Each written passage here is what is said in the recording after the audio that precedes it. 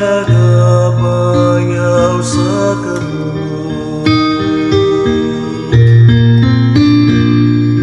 Dayga kamong mga sulubon sa Ginoo, dayga ngalan sa Ginoo, daygon ta ang ngalan sa Ginoo.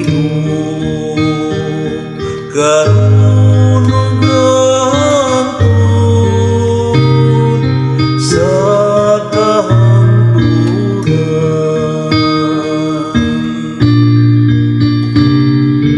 dayga ang Ginoo nga nagabayaw sa kamot.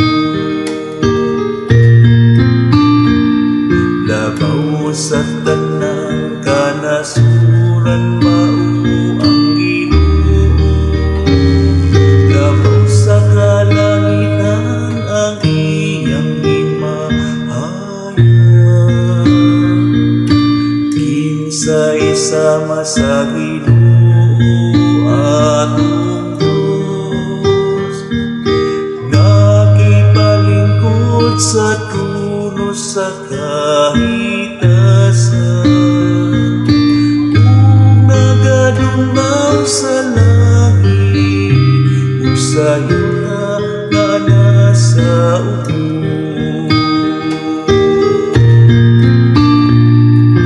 Dayga ang Ginoo nga nagabayaw sa kamot. Gibayaw niya ang ubos gikan sa abog, gikan sa kalapukan iyang gialsa ang kabog. Aron palingkuron siya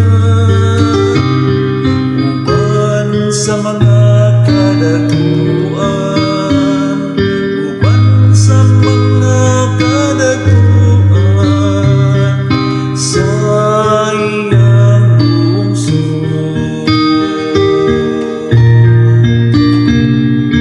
Dayga ang Ginoo nga nagabayaw sa kamot. Dayga ang Ginoo nga nagabayaw